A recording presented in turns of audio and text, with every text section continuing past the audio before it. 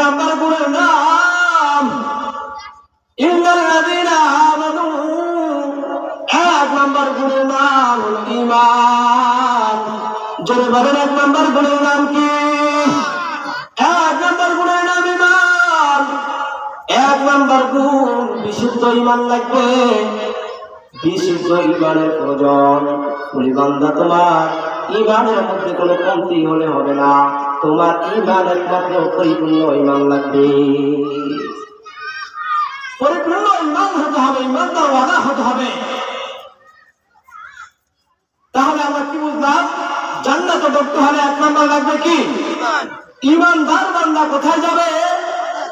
জান্নাতে ঢুকবে।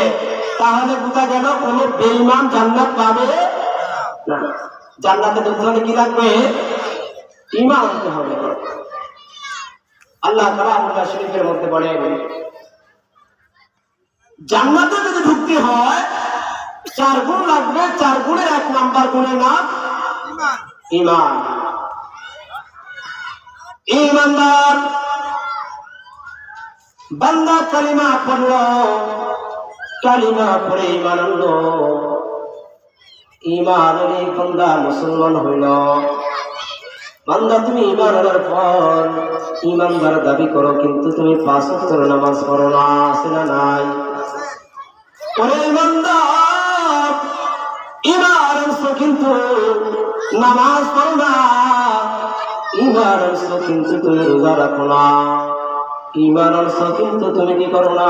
নেক আমল করো না। আল্লাহ তাআলা কি বলছিলেন? ইল্লাল্লাযীনা আমানু। ঈমান আনছো তুমি, ঈমান আনার পর নয় শুধু ঈমান দ্বারা জান্নাতে ঢোকা যাবে না। শুধু ঈমান আনার কারণে তুমি জান্নাত পাবে না। ঈমান আনার পর দ্বিতীয় নাম্বার গুণ হলো তোমার নেক আমল। কি? 2 নাম্বার গুণ হলো নেক আমল। ঈমান আনছো বান্দা, নেক কাজ করো না তাহলে চলবে না। ঈমান আনার পর দ্বিতীয় নাম্বার গুণ হলো তোমার নেক কাজ করতে হবে। কি কাজ করা লাগবে? নেক কাজ করতে হবে। ঈমান আনলো, নেক কাজ করলো না, তাহলে তার কোনো ফায়দা হলো না। কারণ ঈমান আনলাম কিন্তু আমি আমল করলাম না, নামাজ পড়লাম না, রোজা রাখলাম না, হজ করলাম না, যাকাত দিলাম না, তাহলে আমার ঈমানের কি দাম হলো?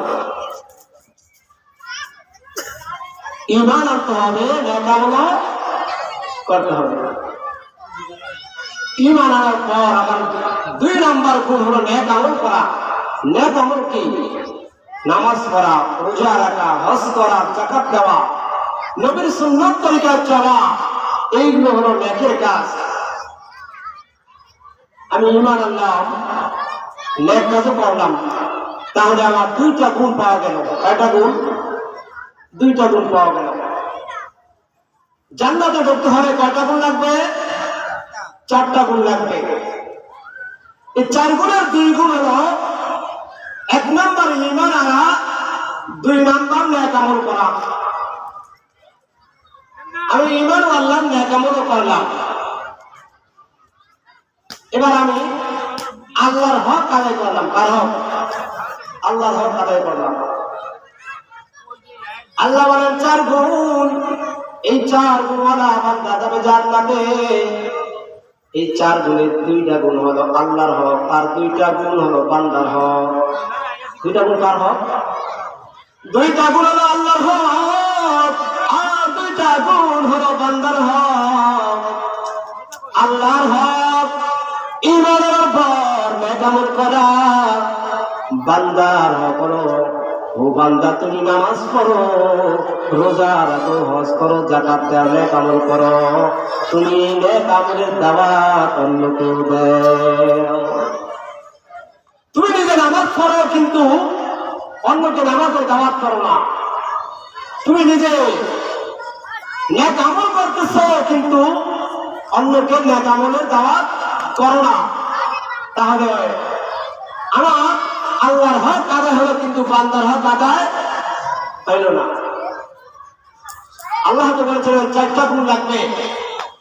ইল্লাল্লাযীনা আমানু ওয়া আমিলুস সালিহাত ওয়া তাওয়াসাউ বিল হক।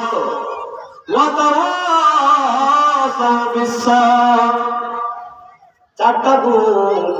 1 নাম্বার ঈমান আল্লাহ, 2 নাম্বার নেক আমল করবা, 3 নাম্বার নেক আমল তুমি একা করলে হবে না, তোমার ছেলে মেয়ে নেক আমল করছে কিনা তালাশ করো, তুমি নেক আমলের দাওয়াত দাও, হক পথে তুমি নিজে থাকো, অন্যকে হকের দাওয়াত দাও।